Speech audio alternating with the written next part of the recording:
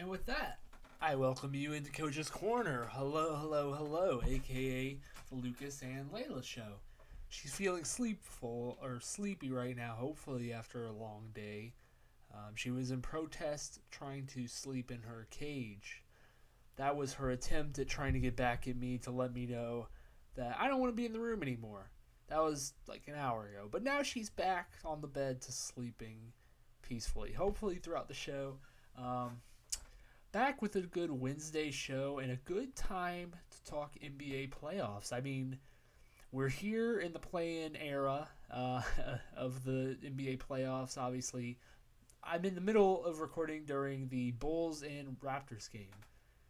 Pretty, I'd say, minuscule action during this game. Bulls have kind of just been trying to fight back, trying to get back, dig into this Raptors lead for majority of the game now.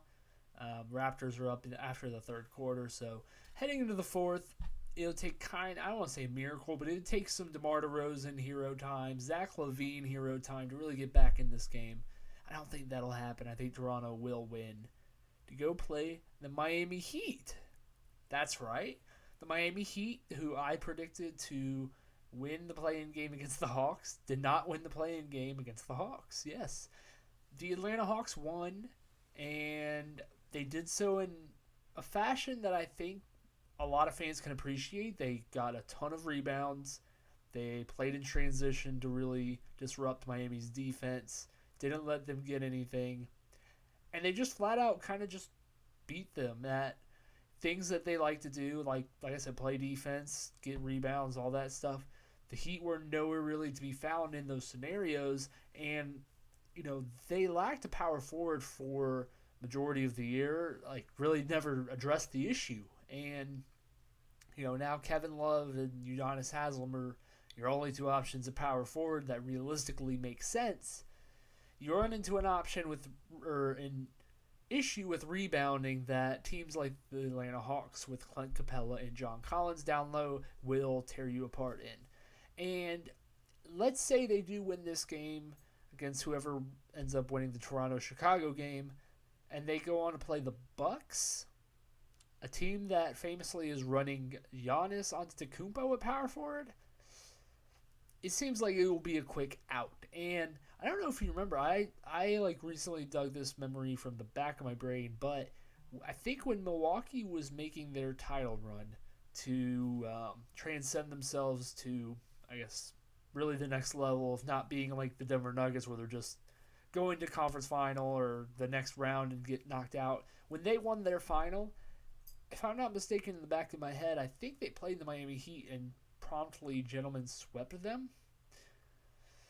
So, the Miami Heat, who I won't say have been famously low on, but I've taken an issue with the Miami Heat, and I didn't think that they really got better during the offseason where so many pieces kind of moved around, like they were in on the Donovan Mitchell sweepstakes, didn't do anything, in on Russell Westbrook even, didn't do anything. And, the Heat, I think, just kind of finally, it came back to bite them that they did nothing, that they kind of stood pat, and really they lost player like PJ Tucker. They lost him to the Sixers. Did not address that really at all, and flaws like that are showing. I think now in the play-in, in a one-game playoff, basically, that you need, you needed to do something and you just didn't. You kind of refused to do that.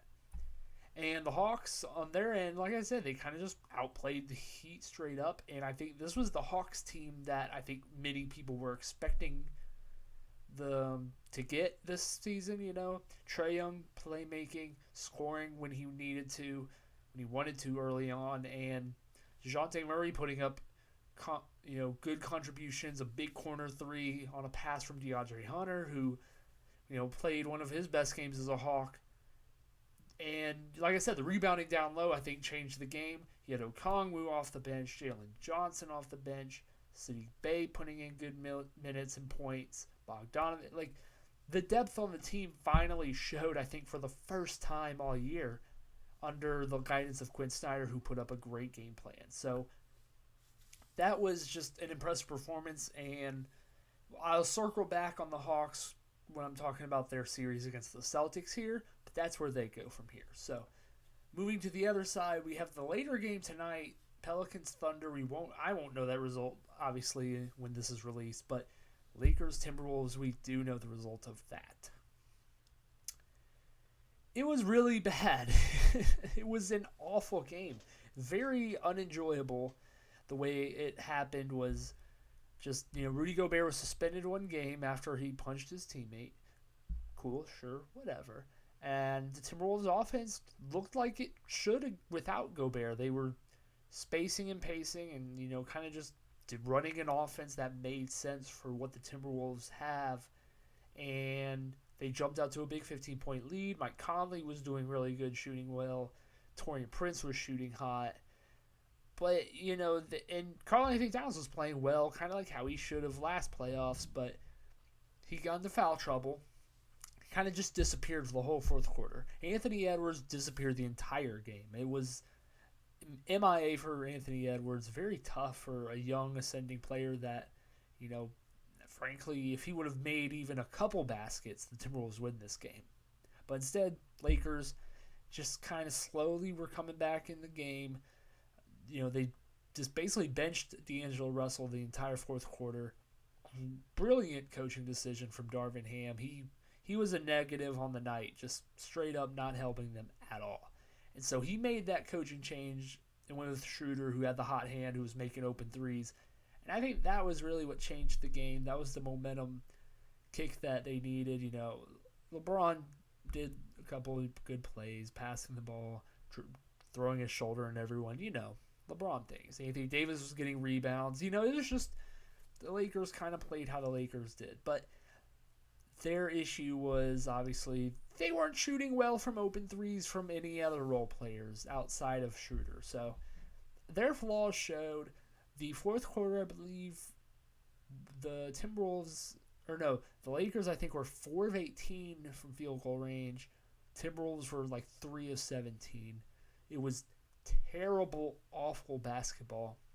Very reminiscent of the March Madness times we had, where just awful basketball being played, but we all loved it, except no one loved this. This was not what we signed up for. Very unenjoyable basketball, but the Lakers win, and I think a game that everyone picked them for because everyone's saying that the Lakers are championship contenders, quote unquote. So, it was a very nasty game that left a nasty taste in my mouth. But regardless, that happened. And yeah, so the Timberwolves will take on whoever comes out of the Pelicans Thunder. I still think it's going to be, I don't know if I said the Thunder or Pelicans, but I'm going to go with the Thunder now. Let's go with the Thunder now. Shai Gilgeous has a big game, I'm assuming. He kind of wills the Thunder into the play-in tournament against the Timberwolves. So, with that being said, we'll go into small mode. By the way, for the podcast listener, youtube.com/Coach's Corner. I'm just shamelessly plugging, that's kind of the name of the game you have to do sometimes. But we move on here. We have the playoff seeding, the playoff whole scenarios here on my screen. We have, all the matchups. First seed, and it is obviously not decided who they're going to play. The Nuggets and the Bucks as well. But I kind of gave you my thoughts. The Bucks would, I feel like, dominate that game on the interior. Bam can stop Giannis to a degree. But when you have Brook Lopez and Drew Holiday's been really sensational this year in my eyes, it definitely would be a struggle, I think, for the Heat to really, I'd say, sustain a winning series. Like, they have to win 4 games. I can't see them sustaining that type of effort for that long. So I would think the Bucks would win there. The Nuggets, I think the Nuggets, whoever they played out of the Pelicans, Thunder, or Timberwolves, I think they match up well against. Obviously, the Lakers, I think, is tough because Anthony Davis can kind of, I won't say cancel out Jokic, but limit a lot of what Jokic likes to do. And I don't know who they would have on the wing to defend the big charger, LeBron. So, that's just that. But like I said, I do think they match up well against the other 3 teams, where I think their offense is just so high octane, can really take over a game with their effort, like 3-point shooting. Michael Porter Jr., if he gets hot, he's one of the most fun players to watch because he just shoots it from anywhere, makes it from anywhere. It's I won't say it's KD-esque, but like when he's feeling it, it is very like he's just bigger, better, and can just make any shot from the floor. Michael Porter Jr. is very fun to watch when he's good, but you gotta make sure he's good. So yeah, maybe the Timberwolves cause an issue. Karl-Anthony Towns, Rudy Gobert, that is a front court.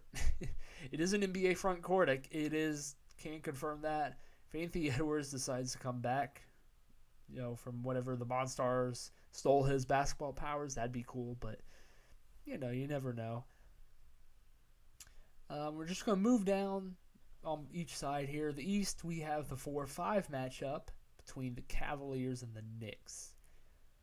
And before we get to the next matchup, which I think is super awesome as well, I think the Cavs and Knicks have the makings of being an incredible, incredible series. Now, I think it's highly predicates on the Knicks guard play because we know the Cavaliers, we know who they have. They have Donovan Mitchell, they have Darius Garland, two like very capable ball handlers and scorers. So, those two go if they get going and the Knicks defense can't really adjust to them, I can't see the series going far. Similar to how I guess Trae Young, handled his business against the Knicks a couple years back. I could see Donovan Mitchell doing that same exact thing. And, for the Knicks' big situation, because that's where they make their money, I think Julius Randle is going to make an All-NBA team just based on his performances this year. It's going to be very determinant, like, how the Cavaliers kind of decide to handle Randle. Because, once again, the only playoff experience I have, like, from watching the Knicks play in that scenario is against the Hawks. And I watched the entire series because the Hawks are my team. And I frankly think the Cavaliers can do a better job than the Hawks did of, bottling up Julius Randle and making him, take moving shots just that aren't comfortable for him, unless Randle has figured out a different gear he could flip or a different switch he can flip that makes his skill set different than the one we saw against the Hawks a couple years ago. Because, the Cavaliers have two trees in the paint with Jared Allen and Evan Mobley, two incredibly gifted defenders on the back end, and both of them, Mobley especially, can handle Randle, I think, on his own. So it'll be interesting to see the Knicks just trying to figure out, like, how do they look after their playoff run a couple years ago? How did they adjust over time? Is Jalen Brunson going to make that much of a difference? Can Jalen Brunson attack Darius Garland enough and Mitchell to make a difference in this series, which I think he will, because they're not great defensively. So I think this is a very big chess piece type of series. And like I said, Tom Thibodeau is the Knicks guy, JB Bickerstaff, the Cavs guy. Both fan bases don't love their coaches, but they've got them to this point. So it'll be interesting to see how they push the buttons, how they figure out this whole mess. And yeah, I'm very excited to watch this series. I'm looking forward to it. If I had to make a stone cold prediction, and I'm not going to go any further than the first round. That's first things first. That's no. But if I had to make a prediction for this game or this series, I think I would go Cavs in. I'd say Cavs in 6. Because, like I said, I think that Cleveland can just swarm that painted area and force the Knicks into shot making that I'm not sure they can do consistently. Now, Emmanuel quickly will be a big piece off the Knicks bench to maybe swing that type of scenario I'm talking about with like shot making, and it'll be interesting to see how they attack quickly because, like I said, he's a spark plug, and the Cavs defense has been sensational this year, but guys like that, you never know when they can go off and take over a game, much less a series. So, but I do think that their defense, basically from the 3-point line in, is so good that it'll it'll be able to stifle the Knicks offense. It'll be able to, like, them shooting probably like 40% from three the entire series would be so difficult in a playoff atmosphere where they're also closing out much faster. So I just can't see the Knicks offense keeping up with the Cavaliers like Donovan Mitchell, like I said. So give me the Cavs in 6 there. So moving over to the West, we have the Suns and Clippers. Now this was the matchup I was alluding to a second ago with. They're also very fun. I think this is going to be a very fun series from like a chess piece standpoint. I think the coaching is upgraded in this series from the last. Tyronn Lue is very, very good. Underrated, I think, because, LeBron did so many things to kind of like, overshadow what Tyronn Lue did behind the scenes as a coach for the Cavs. That, like, now he's on the Clippers, he's gotten more recognition, and I think it's deservingly so. And so I think he's a big factor in this. Monty Williams just won Coach of the Year last year. The coaches are much improved from the last series, that's for sure. And then the rosters are fantastic as well. The Clippers came into the season, had a ton of depth. They've totally tweaked a lot of it, but they still have a decent amount of depth. Brought in Russell Westbrook, who I think has gelled in really, really well with them. A lot better than he did in the Lakers. I think he's really benefited from that change of scenery. They will be missing Paul George, though, on the Clippers side. I think that's a big blow just because of how they could have defended the Suns just better. Paul George could have handled responsibilities with Devin Booker just better. He could have attacked, if they got switches against Chris Paul on the Suns there, they could have really taken advantage. But either way, he's going to be, I think, out for this series, so that's a tough blow. But I still think it'll be competitive because I think we do have a finally like great one-on-one matchup outside of like the teams. Kevin Durant, Kawhi Leonard. That's a showdown that we haven't gotten since that 2019 finals, obviously, and we didn't get in that game or that series either, really, because KD got hurt. So I think that'll be an awesome like kind of one-on-one we get to see play out over a series of games here. For my prediction, what I think is going to happen is I think that the Clippers will jump out early. They'll get an early lead, like a 1-0 lead. They'll win the first game. And then I think the Suns will come storming back, and the Clippers will steal one in the later games. I have the Suns in 6. And it's one of those where it's very dependent on how the Clippers attack the Suns, because the Suns, I think, have a lot of weaknesses on their defensive side. Just basically with Chris Paul being there, existing, and, I don't know how Kevin Durant's going to be. It's one of those, he's still kind of, I think, easing himself back into basketball playing shape, because he's also been so in and out. And then DeAndre Ayton isn't a dependable rim protector. There's just scenarios on the Suns defense where I don't trust them.